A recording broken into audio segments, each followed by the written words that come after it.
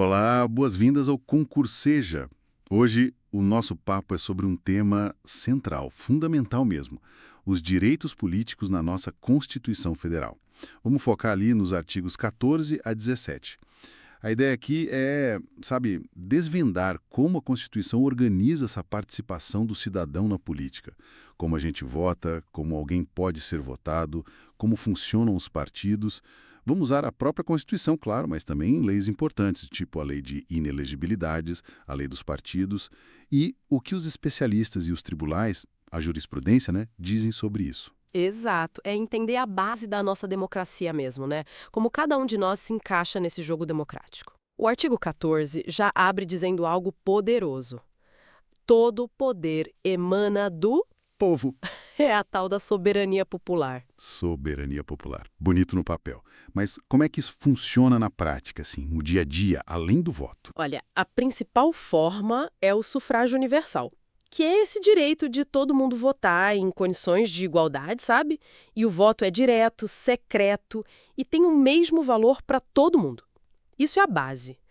Mas a Constituição também fala de outras ferramentas, né? Plebiscito, referendo, iniciativa popular, são formas de participação mais direta. Assim, o plebiscito e o referendo. Isso. Só que elas dependem de regulamentação, têm requisitos específicos, nem sempre é tão simples de usar na prática, mas estão lá como possibilidades. E sobre o voto em si? Aquela discussão. Quem é obrigado a votar e para quem é opcional? Como fica isso? Então, a regra geral é obrigatório para quem tem mais de 18 e menos de 70 anos.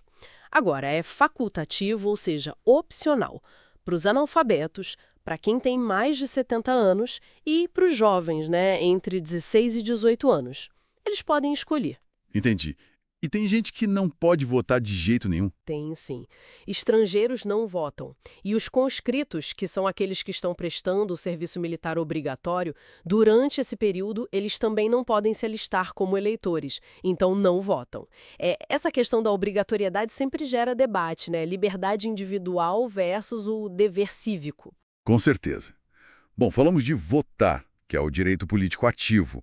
Mas e para ser votado? O direito passivo, a tal da elegibilidade. Quais são os requisitos aí? Isso, a elegibilidade é fundamental para quem quer entrar na política ou só para entender quem pode nos representar mesmo. A Constituição traz uma lista de condições. E quais são? Imagino que sejam várias. São algumas, sim, e bem específicas. Vamos lá. Primeiro, nacionalidade brasileira. Para alguns cargos-chave, tipo presidente, vice, ministro do STF, tem que ser brasileiro nato, não pode ser naturalizado. Certo. Nato, o que mais? Precisa estar em pleno exercício dos direitos políticos, ter feito o alistamento eleitoral, ter domicílio eleitoral aqui na região, na circunscrição onde vai concorrer. Domicílio eleitoral. Isso. E tem que ser filiado a um partido político. E, claro, a idade mínima. Essa varia bastante. Ah, a idade. Sempre cai em prova, né? Quais são as principais? Pois é, vale a pena saber. Presidente, vice, senador precisa ter 35 anos. Governador e vice, 30 anos. Deputado federal, estadual, distrital, prefeito, vice-prefeito e juiz de paz, 21 anos. E para vereador, 18 anos. Ufa, bastante coisa. Mas, cumprindo tudo isso, a pessoa já pode se candidatar tranquilamente. Ou tem mais algum filtro? As inelegibilidades entram aí, né? Exatamente. Não basta cumprir as condições de elegibilidade. Existem também as inelegibilidades, que são tipo assim, impedimentos para ser votado. A própria Constituição já traz algumas. Quais, por exemplo? Os inalienáveis, que a gente já falou, estrangeiros, conscritos, e os analfabetos. Eles podem votar se quiserem, mas não podem ser votados. São inelegíveis. Entendi. Analfabeto vota, mas não é votado. Isso. Mas a lista maior de inelegibilidades vem de uma lei complementar, a LC 64 de 90. Ela é bem famosa, Lei de Inelegibilidade. E foi muito alterada pela Lei da Ficha Limpa, né? Ah, a ficha limpa. Essa deu o que falar. Deu mesmo. O objetivo dessas regras todas, tanto da Constituição quanto da lei complementar, é proteger a moralidade administrativa, a probidade, sabe? Evitar abuso de poder, seja econômico ou político. é garantir que o candidato tenha, digamos, um histórico compatível com a função pública. E ainda tem regras específicas para parentes de quem já está no Poder Executivo, para evitar nepotismo eleitoral, e regras para militares também. Complexo. E é possível perder esses direitos políticos para sempre? Ser cassado? Olha, essa palavra cassação é importante. O artigo 15 da Constituição diz claramente: é vedada a cassação de direitos políticos. Não existe cassação definitiva no Brasil. Ah, não existe. Então o que acontece? O que pode ocorrer é a perda, mas só num caso muito específico. Se a pessoa teve a naturalização cancelada por uma sentença judicial definitiva, ou, que é mais comum, a suspensão temporária desses direitos. Suspensão temporária. E em que casos isso acontece? As hipóteses são bem restritas, taxativas na Constituição. Incapacidade civil absoluta, tipo a pessoa ser interditada judicialmente. Condenação criminal definitiva enquanto durarem os efeitos da pena, né? Certo, enquanto cumpre a pena. Isso, também se a pessoa se recusar a cumprir uma obrigação que a lei impõe a todos, ou a uma prestação alternativa. E, um caso muito importante hoje em dia, a condenação por improbidade administrativa. Improbidade. Aqueles atos de desonestidade na gestão pública, né? Exatamente. Enriquecimento ilícito, causar prejuízo ao dinheiro público, violar princípios da administração.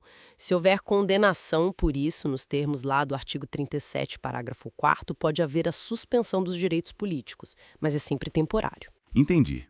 Bom, para dar uma segurança para todo esse processo, com tanta regra, tanta coisa mudando, tem um princípio lá no artigo 16 que eu acho bem interessante. Ah, sim, essencial.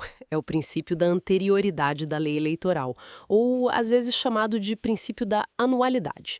Fundamental para a estabilidade das eleições. E o que ele diz exatamente? Ele determina que qualquer lei que altere o processo eleitoral, as regras do jogo, sabe, só pode entrar em vigor, só começa a valer um ano depois da data em que ela foi publicada. Ah, então evita aquela mudança de regra em cima da hora da eleição. Exatamente. Impede mudanças casuísticas feitas para beneficiar ou prejudicar alguém específico.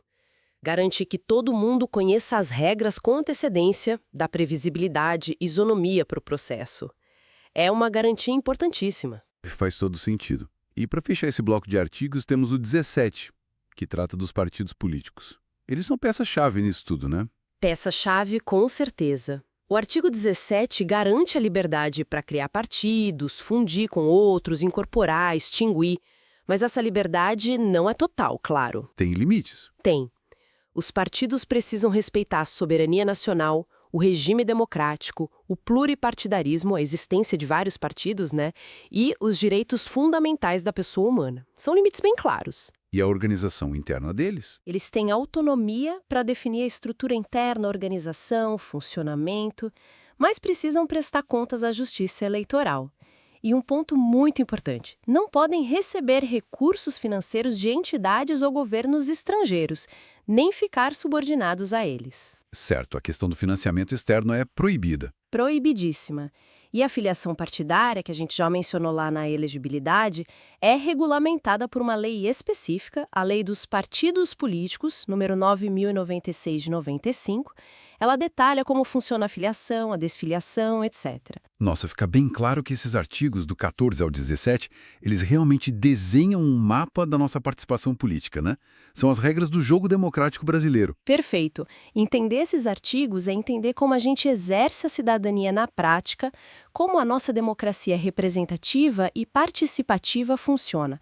São as ferramentas que a Constituição nos dá. Seja para escolher quem nos representa, seja para, quem sabe, um dia buscar ser um representante, né? Sempre dentro dessas regras. Exatamente. É o equilíbrio entre o direito de participar e a necessidade de garantir que essa participação seja justa, seja limpa, seja legítima. E pensando em tudo isso, né, em como a sociedade muda, a tecnologia avança, fica uma reflexão. Será que essas regras constitucionais, do jeito que estão hoje, vão dar conta de garantir uma democracia realmente vibrante e representativa para os desafios do futuro? Ou como elas precisarão evoluir? É algo para a gente pensar, né? Bom, esperamos que essa nossa conversa sobre os artigos 14 a 17 tenha ajudado a clarear as coisas. Continue acompanhando o Concurseja, que tem sempre mais conteúdo vindo aí. E dê uma olhada nos outros cursos e aulas disponíveis aqui no nosso canal. Muito obrigado pela companhia e até a próxima.